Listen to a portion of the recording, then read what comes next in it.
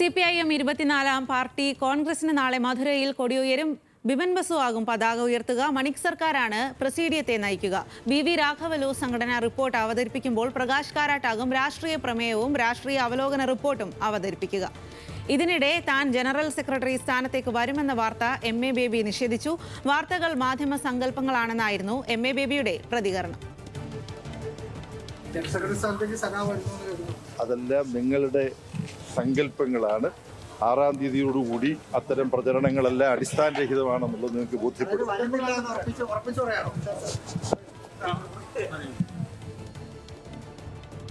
കൂടുതൽ വിവരങ്ങളുമായി മധുരയിലെ പാർട്ടി കോൺഗ്രസ് നഗരിയിൽ നിന്നും ലിജോ വർഗീസ് ആണ് ചേരുന്നത്. ലിജോ, ഈ ഒരു രാത്രി പിന്നിട്ടാൽ നാളെയാണ് പാർട്ടി കോൺഗ്രസിന് തുടക്കം ആകുന്നത്. ഒരുപാട് കാര്യങ്ങൾ ചർച്ചയായി വരും. ആരാണ് പാർട്ടിയുടെ തലപ്പത്തേക്ക് എത്തുക എന്നത് അടക്കമുള്ള കാര്യങ്ങൾ എല്ലാവരും ഉറ്റുനോക്കുന്നുമുണ്ട്. അവിടെ എത്രമാത്രം വിപുലമാണ് ഒരുക്കങ്ങൾ?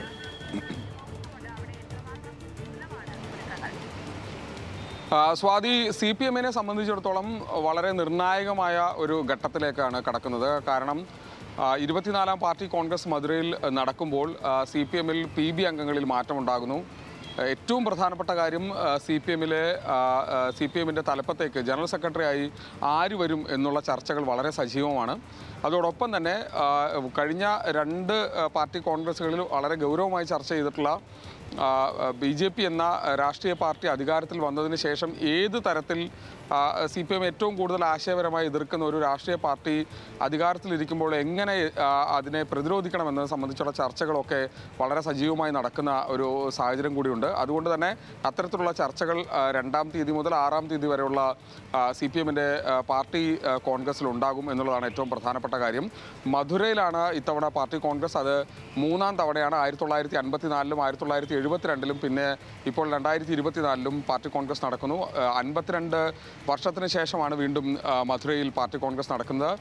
ആ തരത്തിൽ വലിയ പ്രത്യേകതകളുള്ള അല്ലെങ്കിൽ വളരെ കൗതുകം നിറഞ്ഞ ഒരുപാട് കഥകളുള്ള വൈഗാ നദിക്കരയിൽ വീണ്ടും, അതായത് ഒരു ടെമ്പിൾ സിറ്റി എന്നറിയപ്പെടുന്ന മധുരയിൽ വീണ്ടും പാർട്ടി കോൺഗ്രസ് വരുന്നു.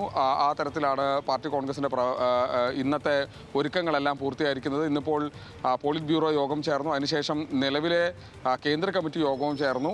കേന്ദ്ര കമ്മിറ്റി അംഗങ്ങൾക്കെല്ലാം പ്രവർത്തന റിപ്പോർട്ട് നൽകിയിട്ടുണ്ട്. അതിന്മേലുള്ള ചർച്ച നാളെ മുതൽ ആരംഭിക്കുന്നു എന്നുള്ളതാണ് ഏറ്റവും പ്രധാനപ്പെട്ട കാര്യം.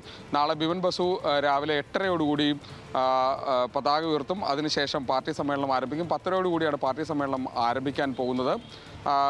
സീതാറാം യെച്ചൂരി ജനറൽ സെക്രട്ടറി ആയിരിക്കെ തന്നെ അദ്ദേഹത്തിൻ്റെ വിയോഗത്തിനെ തുടർന്ന് പ്രധാനപ്പെട്ട അല്ലെങ്കിൽ ഏറ്റവും മുതിർന്ന നേതാക്കൾ എല്ലാവരും ചേർന്നാണ് പ്രസീഡിയവും അതോടൊപ്പം തന്നെ പ്രവർത്തന റിപ്പോർട്ടും രാഷ്ട്രീയകാര്യ റിപ്പോർട്ട് അടക്കമുള്ള കാര്യങ്ങളെല്ലാം നടത്തുക. അത് മണിക് സർക്കാരും പ്രകാശ് കാരാട്ടും BV രാഘവലും അടക്കമുള്ള ഏറ്റവും മുതിർന്ന നേതാക്കൾ എല്ലാവരും ചേർന്ന് വിവിധ റിപ്പോർട്ടുകളും അതോടൊപ്പം തന്നെ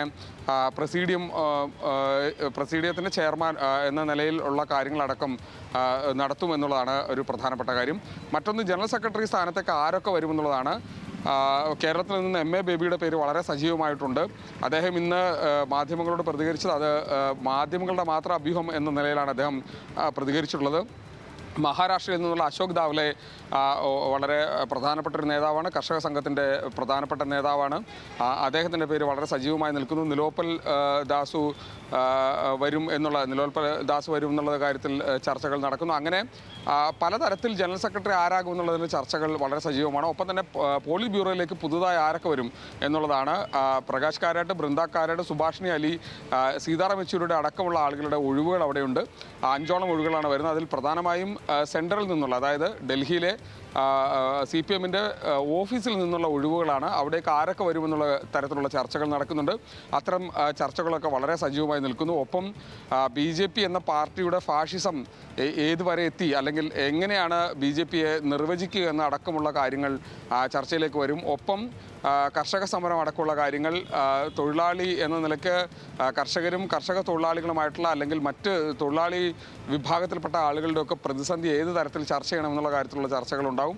അങ്ങനെ വിവിധങ്ങളായ വിഷയങ്ങൾ അടുത്ത ദിവസങ്ങൾ 2-ാം തീയതി മുതൽ 5-ാം തീയതി വരെയുള്ള ദിവസങ്ങളിൽ ചർച്ച നടക്കുകയും 6-ാം തീയതി ആരാണ് പാർട്ടിയെ ഇനി നയിക്കാൻ പോകുന്നത് എന്നുള്ള കാര്യത്തിൽ കൃത്യമായൊരു ധാരണയിലേക്ക് CPIM 24-ാം പാർട്ടി കോൺഗ്രസിന് നാളെ മധുരയിൽ കൊടിയുയരും. ബിമൻ ബസു ആകും പതാക ഉയർത്തുക. മണിക് സർക്കാരാണ് പ്രസീഡിയത്തെ നയിക്കുക. BV രാഘവലു സംഘടനാ റിപ്പോർട്ട് അവതരിപ്പിക്കുമ്പോൾ പ്രകാശ് കാരാട്ടാകും രാഷ്ട്രീയ പ്രമേയവും രാഷ്ട്രീയ അവലോകന റിപ്പോർട്ടും അവതരിപ്പിക്കുക. വിപുലമായ ഒരുക്കം തന്നെയാണ് പാർട്ടി കോൺഗ്രസിനായി മധുരയിൽ ഒരുങ്ങിയിരിക്കുന്നത് എന്നുള്ളതാണ് ലിജോ നൽകിയ വിവരം.